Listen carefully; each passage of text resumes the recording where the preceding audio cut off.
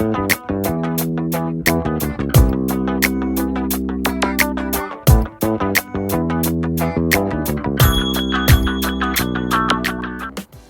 dia! Hoje vamos falar sobre o nosso povo de rua. A rua é sempre fruto de uma ruptura na vida dessas pessoas. Essa ruptura é fruto comum, porém não é a única coisa. De várias ordens, ela pode ser algo de muito concreto, mas também pode ser algo de muito sutil, como por exemplo, perder a família, perder o emprego, uma briga na família ou até uma inadequação ao estilo de vida. As ruas mostram um retrato da vulnerabilidade da nossa sociedade. Ela coloca a pessoa em situação de vulnerabilidade e nos mostra também o quanto a gente não consegue fazer arranjos coletivos, comunitários e de criar redes de sustentação. Bom, para a gente se aprofundar um pouco nessa questão, vamos ver algumas coisas ditas pelo autor do livro Cidadãos em Situação de Rua, Igor de Souza Rodrigo. Ele é doutorando de Ciências Sociais na Universidade Federal de Juiz de Fora. No ano de 2009, começou a estudar as pessoas de rua. Investigou seus hábitos, os medos, os sonhos, onde eles costumam dormir, onde preferem comer. Ao todo foram 10 anos de investigação. Os irmãos de rua trabalham e muito.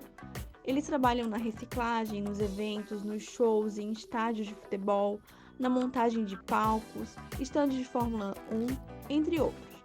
Tudo isso foi falado pelo padre Júlio Lancelotti, que trabalha com essas pessoas de rua na cidade de São Paulo. Existe um número de pessoas em situação de rua que tem carteira e tem carteira assinada, e a maioria trabalha no mercado informal. Algumas têm algumas noções de seus direitos, embora não conheçam as leis, algumas têm uma cultura de que não possam ocupar certos espaços, como exemplo, ir a um posto de saúde. Em relação a isso, eu tenho uma experiência pessoal, que foi quando eu morei em Florianópolis. Eu morei por 3 anos lá e lá existe uma grande população de rua. E eu tava um dia num posto de gasolina aguardando meu marido me buscar da faculdade. E quando veio um morador de rua, me abordou me pedindo dinheiro, porque ele precisava comprar anticoncepcional para a esposa. Ela também estava com ele. E aí a gente começou a conversar e se conhecer, enfim. E aí ele me falou que ele era de Itajaí, eu compartilhei que eu também era aqui de Itajaí. Ele disse que precisava desse anticoncepcional porque a esposa já havia engravidado, só que o conselho tutelar retirou a criança justamente por eles morarem na rua. E eles estavam querendo evitar todo esse transtorno novamente. E aí eu questionei por que ele morava na rua ali, né, no meio da conversa. E ele disse pra mim que ele morava na rua porque ele gostava, ele sentia prazer em morar na rua. Ele não se via, né, morando junto com a família dele.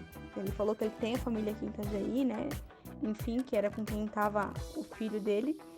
E ele disse que ele não se via morando junto com eles, ele gostava mesmo era de morar na rua, ele e a esposa dele, né. E ali no meio da conversa até orientei ele a procurar um posto de saúde. Eu não lembro agora por que ele não foi até o posto para conseguir o remédio, mas enfim, gostaria só de estar compartilhando mesmo, porque eu achei que foi uma experiência assim, que marcou muito na época, né, que aconteceu, e seria interessante estar compartilhando mesmo.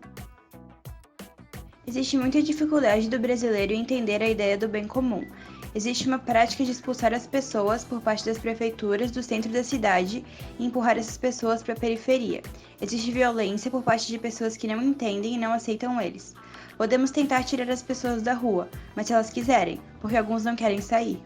Tivemos muitos avanços em relação às políticas públicas, onde aconteceu a criação do SUS em algumas capitais do consultório de rua. Ainda é muito inicial e ineficiente. Algumas capitais, como Rio de Janeiro e Salvador, inclusive pode ser solicitado ao governo pela prefeitura, pois existe uma verba para se construir essa equipe multidisciplinar do consultório de rua. Em 2009, foi criada a Política Nacional da População de Rua. A lei em si não garante nada, mas ajuda a se ter um respaldo para que seja visto. Os desafios são muitos e a sociedade precisa entender que existem outros modos de se habitar do que aqueles que não são iguais aos nossos. As ruas estão trazendo outros elementos que precisam ser discutidos, que não são os clássicos, não são da área da saúde apenas, mas puramente biológico. A rua não exige um especialista, mas exige que as políticas públicas sejam de qualidade. A política pública ela tem que se adaptar conforme a necessidade dos seus usuários. O aprendizado do contato com as pessoas de rua é de ordem afetiva. Você tem que ter jogo de cintura, capacidade de articulação. Você tem que criar o tempo todo, não existe nada pronto. A experiência da crise deve ser algo que te impacta. Você tem que ter um novo olhar para ver isso não como algo impactante, mas sim fazer a inclusão do cidadão, do inesperado. O que mais surpreende é ver a transformação que essas pessoas passam à medida que você lida com o outro, como outro. Eles estão sempre criando uma maneira nova de sobreviver. Você pode mudar cumprimentando a pessoa de sua rua, saudando com respeito.